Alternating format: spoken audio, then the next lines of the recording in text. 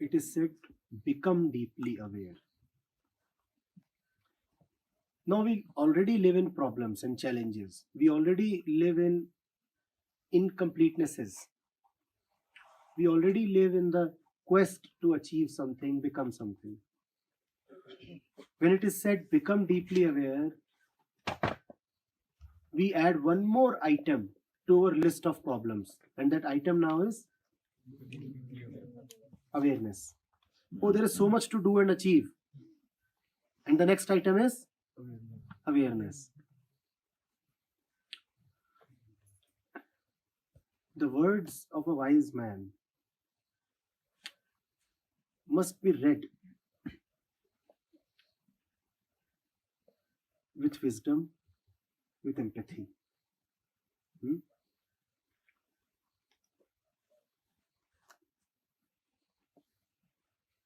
One must be alert whether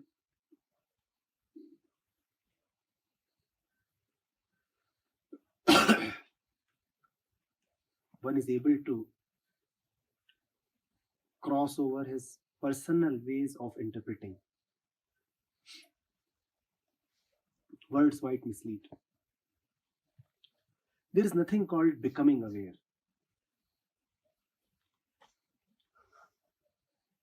Read it as unbecoming unaware.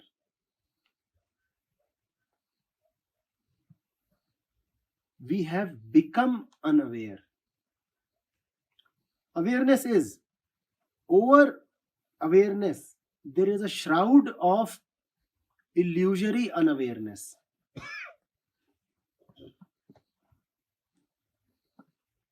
Over the innate awareness, there is a cloud of assumed unawareness. The aware core is shrouded by assumed unawareness, which has no substance. There is no fact in that unawareness. You just have to see that there is no fact in your assertion that there exists unawareness. So you unbecome unaware. You cannot become aware. Awareness is not something that you can achieve or become or reach. It is. Getting it? Now you see how driven and tense you feel when the problem of awareness confronts you.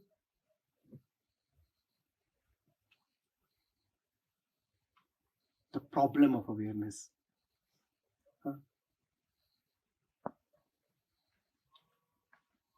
Awareness means that in any given situation, even in the worst of situations, even in the most challenging of the situations, you still have the capacity, the capability, the right to understand. That is what is meant by saying that awareness always is. Even when the world is overwhelming you, still it is not mandatory that you will succumb. This not mandatoriness implies an unconditional awareness that need not be reached. An awareness that is inviolable. No penetration can ever dent it.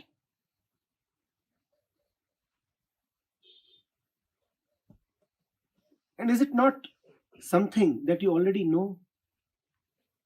Even in the moment of your death,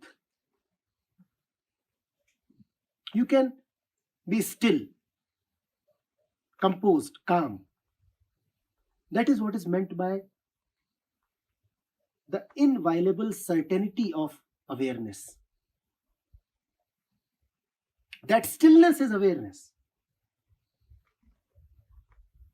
You might be receiving 1,000 wounds, physically or mentally. and yet there is something in you that remains unwounded. You know that. That is what is meant by the innateness of awareness.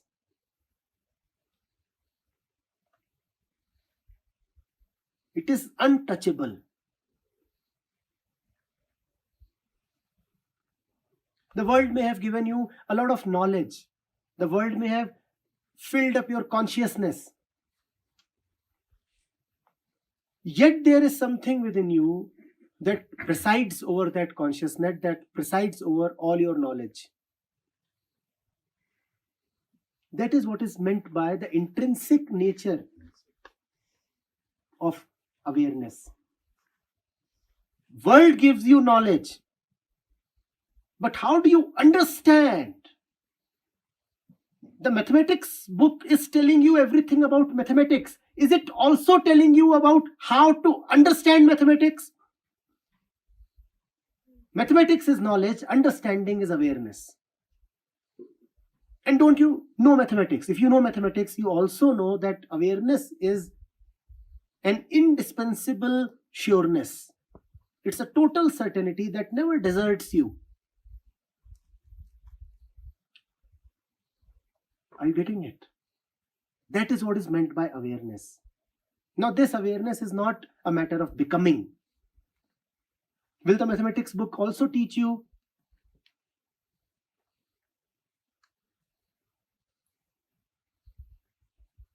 the very fundamentals? And when I say the very fundamentals, that means going to the very depths of consciousness.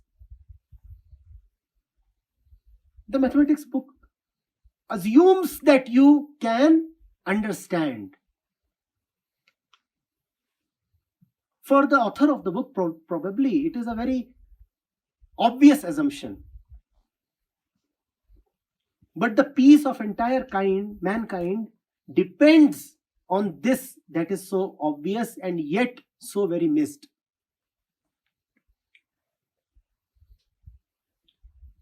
Right now, your consciousness might be registering the words that are coming from me.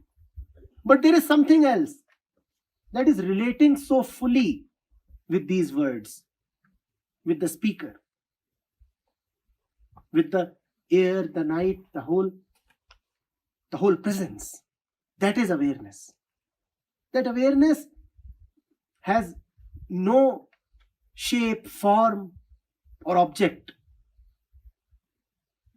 When it knows without concluding and yet with full certainty. If you ask, what are you aware of? Awareness will not be able to tell. At most, if you are too insistent and awareness must console you, it would say, I am not unaware.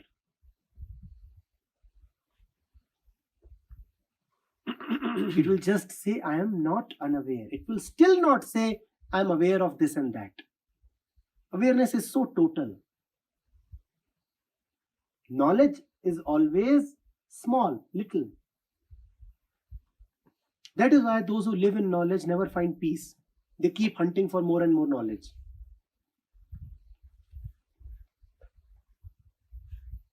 They say, I need to know more before I can make up my mind. And the mind actually never gets made up. Or you can say, it only gets made up.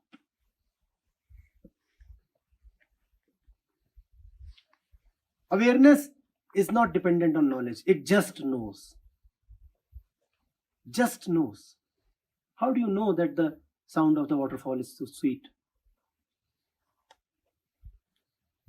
How do you know that peace is wonderful? Tell me. Which book taught it to you? And had books not taught it to you, would you have not known that peace is wonderful? How do you know that you must like the truth? That is awareness. How do you fall in love? That is awareness. Right? And that is not a matter of acquiring knowledge, reaching somewhere, becoming somebody, advancing in life or anything. The illiterate, tribal, in his own way, knows love. That is awareness. And his surrender to his awareness might be deeper than that of the literate, urban, knowledgeable man. Awareness does not depend on civilization or the product of man's mind.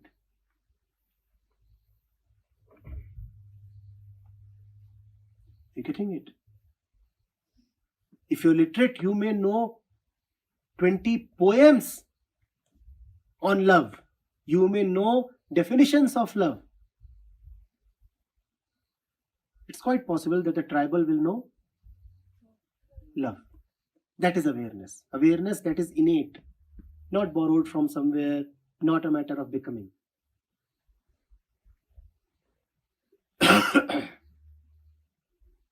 You getting it?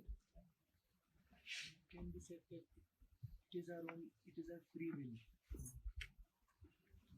If you want to give names, you can give it any name. You can call it absolute freedom, you can call it Atma, you can call it soul, center, core, anything. That is awareness. That is what Ashtavakra will say about what you are. Bodho aham. I am both. I am awareness. I am awareness. Just as he says, I am Brahm. Similarly, he says, I am awareness. That is what the Upanishadic adage says. Prajnanam Brahma. Gyan is knowledge, Prajnan is awareness. Awareness itself is Brahma. So there are enough names. But why be particular about names? So the road to awareness, does it have like knowledge in between? Because knowledge is No. object-centric. No. Is the inherent capacity. Yes. There is no road to awareness and there is nothing in between. All roads are in awareness.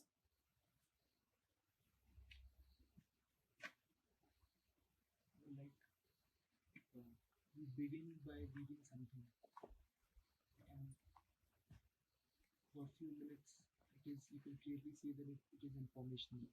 When you start moving concepts, after a while, right? Then after a while, you're making. Firstly, it is informational when you got hold of some concept, and after a while, things settle down and you feel that you've understood it. Not just conceptually, but you're also feeling light in the sense. You can never know awareness. This phrase, I have understood, is a very arrogant phrase. When you say you have understood, all that it means is that you now have a conclusion. Now you have been able to fit the topic in your own framework. I have understood is meaningless and impossible. Awareness proceeds very subliminally. Thought will not know awareness. You cannot keep an eye on awareness. You cannot watch awareness. You can only surrender to it. You can let it do what it does without making any stupid attempts to rein it in. Sir, may I say everything happens in awareness? And mind is working according to awareness, or mind is also in the awareness? See, mind is functioning within awareness. Okay, and for whom? For whom what? Mind is working for whom? Mind is working for itself. For itself, okay. And it is happening in awareness. In awareness. But the mind has all the rights to say that awareness is not there. The mind is contained, immersed in awareness, but it still has the right to declare that awareness is not there. Pani mein meen pyasi, so naave mohe hasi. Know that, right? So in spite of being in it, you can still keep clamoring, I'm missing it. And hence, I want to reach there, become, acquire and all that. Because of that illusory because of that illusory blanket of unawareness. Because of that blanket of unawareness, yes. Sir, is it right to say that level of awareness, is it right or wrong? Wrong, very wrong. Levels of consciousness are there. Levels of awareness are not there. So rather than talking about like what awareness is, should one not actually talk about what this illusory blanket of That is consciousness. that is That illusory bracket is consciousness. like how dense and thick can this blanket get Yes, yes, so as to like completely lose yes, contact? yes. Because people are unaware. Like I mean, you live Take themselves to be unaware. Yes. same. I mean, for the one who is unaware, like, there's no difference between taking one. No, there is still a difference. You might be totally unaware, yet things will happen to you out of awareness. You might keep saying you are unaware. You may still fall in love. You may keep saying that you are not getting what I'm saying. Still, it may do some magic to you. So, in spite of what you claim, things happen. But is it the mind's duty to understand? It's not a question of duty. It's a question of being your own well-wisher. If the mind doesn't understand, then who suffers? Mind. So the mind may take it as a duty or as an act of love. But if the mind is not surrendered to awareness, it suffers. Okay, so blanket or not doesn't make any difference. The only difference it makes is that with the Acknowledgement. you suffer. You suffer. All spirituality starts from that point. Why am I suffering? Is it necessary to suffer?